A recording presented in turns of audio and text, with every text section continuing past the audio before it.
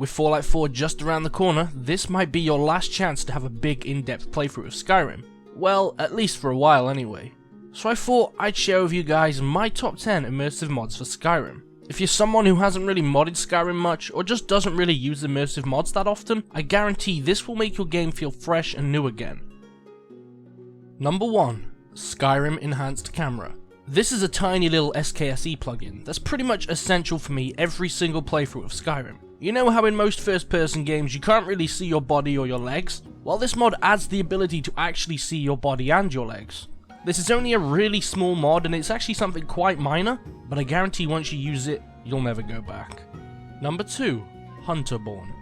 This is a mod that improves the hunting aspect of Skyrim. It adds loads of new harvestable ingredients from animals, and if you kill an animal and try to loot it, you'll now get the option to skin it and take all of its materials. If you're striving for realism, this mod will really help you immerse you into the world. Once you've harvested all the meat from an animal, you can use one of the many new cooking recipes added by the mod. You can also improve all the new skills that you now have.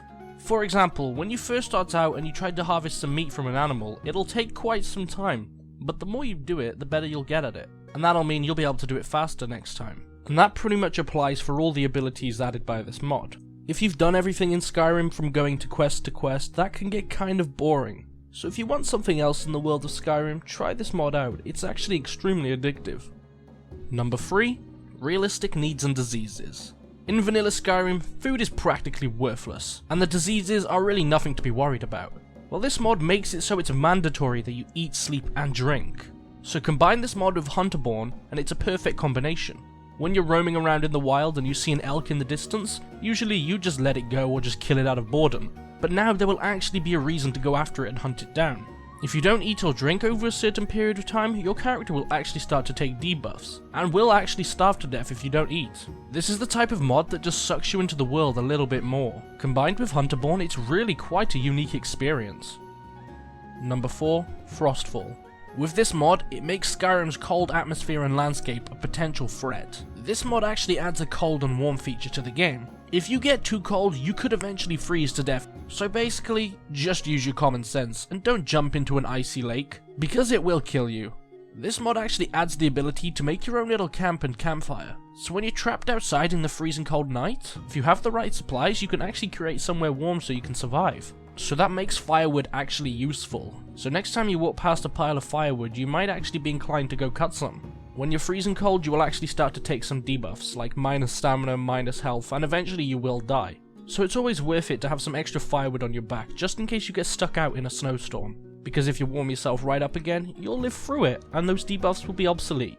So combine this with Hunterborn and Realistic Needs and Diseases, and it can make some really interesting situations. Number 5. Wet and Cold. This is a little mod that just emphasizes that Skyrim is in fact a freezing cold place. It makes it so that if you're in a cold area, you'll see steam coming out of people's mouths. And if you're soaking wet, water droplets will drop off you. These are actually really only minor aspects, but when you do notice them, it is quite immersive. Because it just makes sense that they're there really if you're striving for immersion.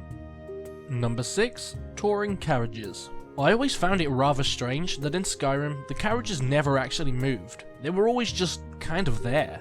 This will make it so that carriages travel to 9 of the holds, and they will stop at settlements along the way if you ask them to. When you actually get into a carriage, instead of going into a loading screen, the carriage will just set off. But if you don't want to wait ages, you could tell the carriage driver to hurry up, or just simply sleep, and that'll pretty much start the fast travel aspect.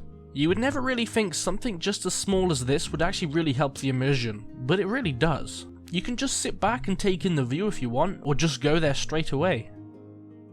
Number 7. Guard Dialogue Overhaul. This mod uses all the vanilla guard dialogue, but just simply overhauls it. The guards will now treat you with more respect, and won't antagonize you about a damn sweet roll.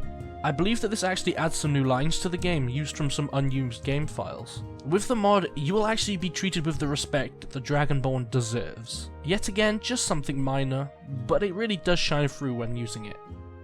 Number 8. Immersive Patrols.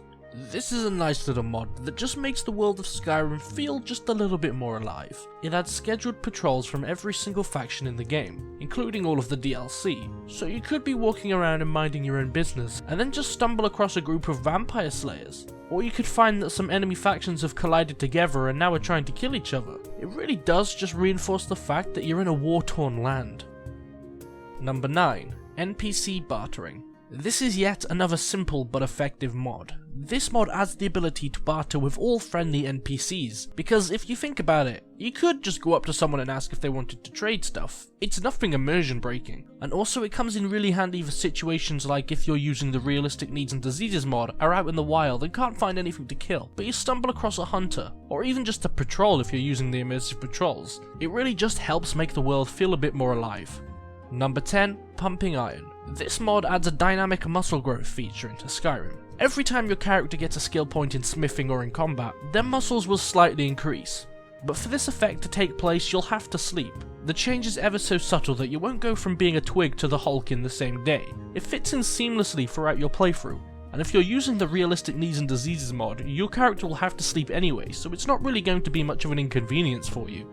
I hope with these mods you can now have a fun and refreshing playthrough of Skyrim, until we all put it down for when Fallout 4 is released, but until then, we can still make the most out of what we've got with this game. That's not saying we'll never play Skyrim again, because I'm pretty sure I'm going to come back to Skyrim once I'm done with Fallout. But anyway, thanks for watching, and have a great day everyone.